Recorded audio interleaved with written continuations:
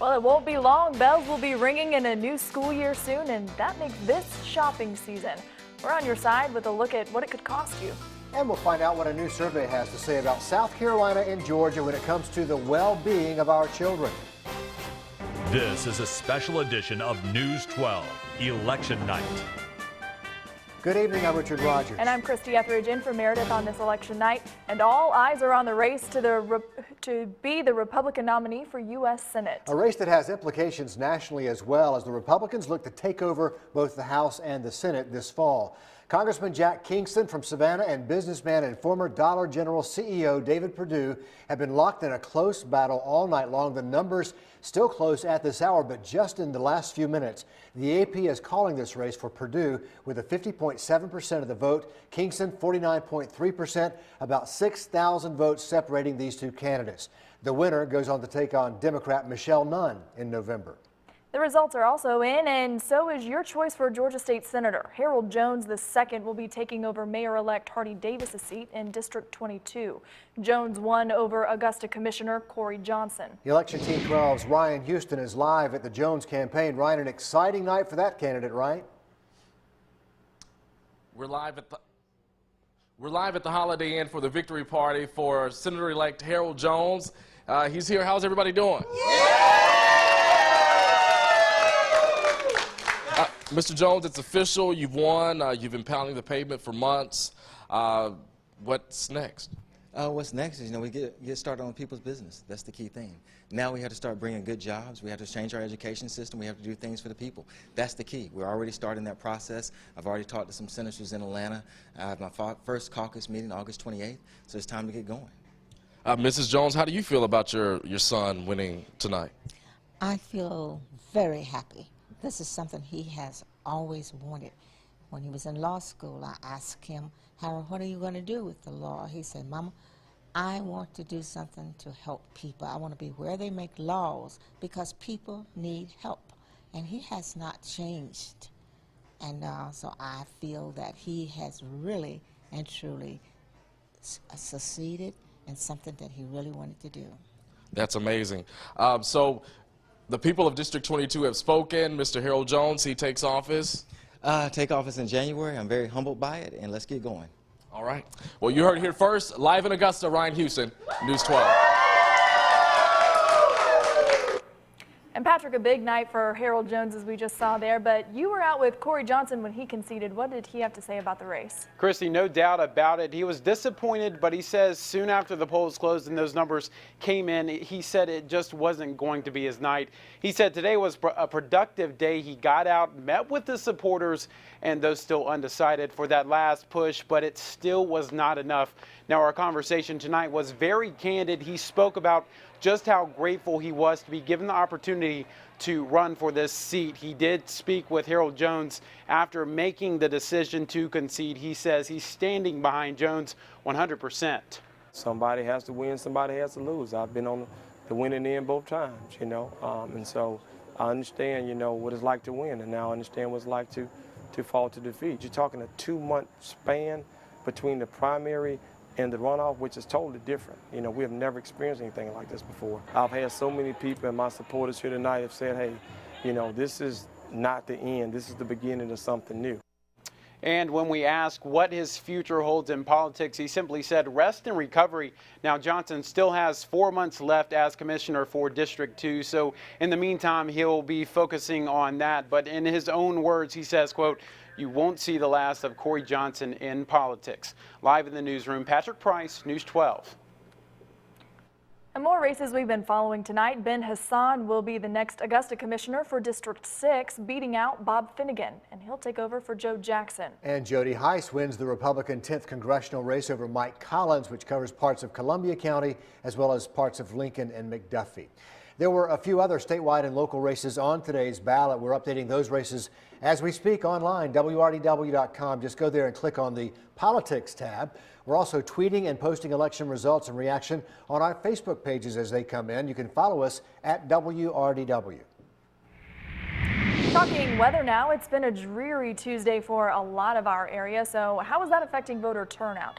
It looks like about 16% of registered voters in Richmond County went to the polls for the runoffs. And Shane, not a very high turnout, and a threat for rain may have played a part in that. Maybe, but a lot of the area escaping some of that today compared to yesterday with that heavier rainfall across the area. But showers and thunderstorms still going on at this hour across parts of the two-state region. Not at Wheeler Road at I-20 with our live iCam late this afternoon or evening. We're at 76 is our temperature. Dew point's low 70s, so a bit humid out there tonight with calm winds for us. Here's Doppler Max radar scanning across the area. You can see Aiken County into Barnwell, another batch in through Burke County, southward Jenkins, and also into Screven County. Movement of this is off toward the north, but you can see some heavier showers east of Augusta as you head south.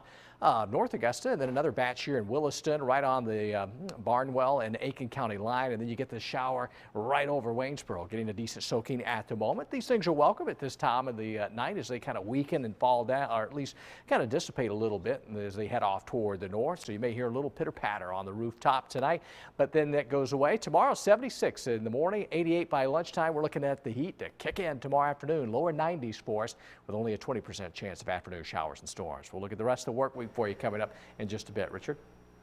Thank you, Shane. From the education team tonight, the Richmond County School Board interviewing candidates to take over for Superintendent Dr. Frank Robertson this week. The closed-door interviews are happening Friday afternoon and then Saturday morning. There is no vote going to be taken in these meetings. Once the board has the candidates narrowed down, though, they will release their information to the public.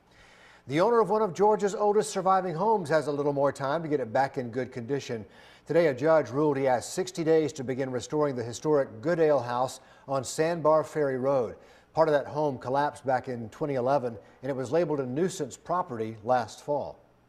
A teacher says he's concerned his school isn't safe, just months after deputies say a student brought a gun to campus and passed it around.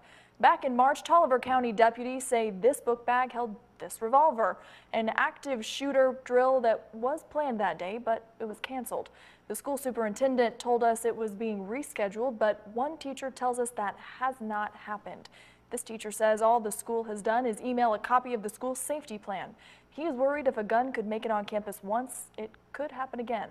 We all have families that we want to go home to safely.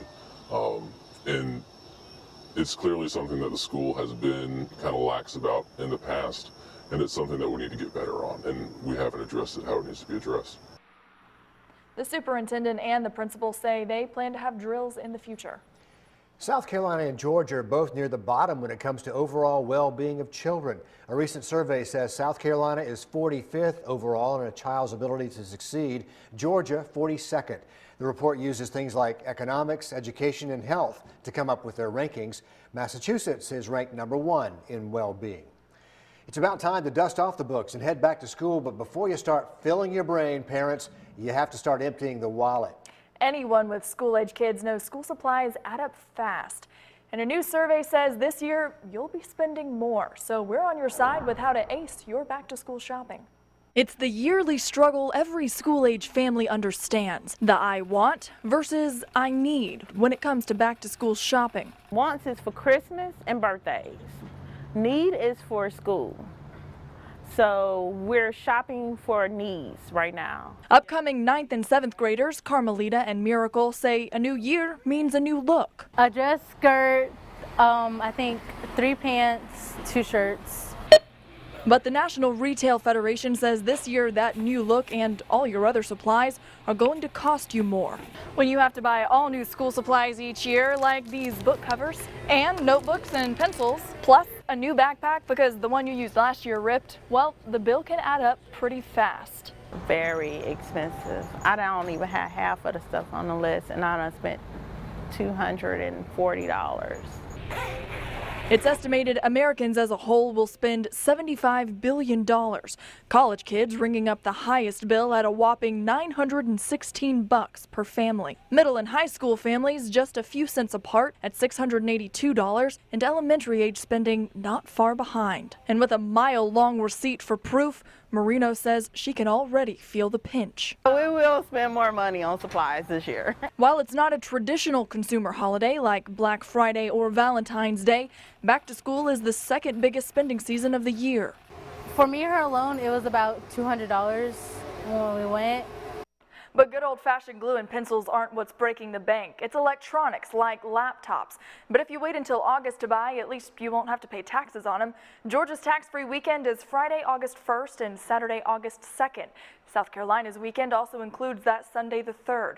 And experts also suggest you do a little online shopping first to compare prices so you don't waste gas driving from store to store. Makes sense to me, Christy. Thanks for the update. The Augusta Canal getting money to help students learn about the environment. The National Heritage Area of the canal, one of 28 parks to receive the 2014 Park Stewards Grant from the National Park Foundation.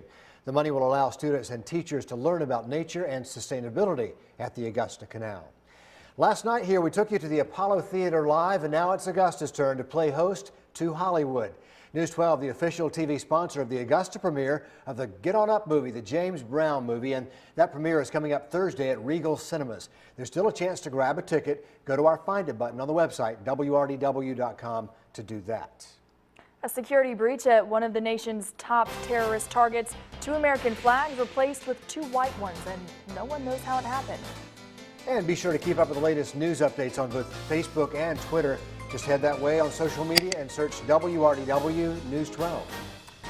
And our weather headlines, we've got showers and a few thunderstorms still holding on out there tonight, but more sunshine's ahead the next few days. That's going to put us back in the mid-90s. Details coming up.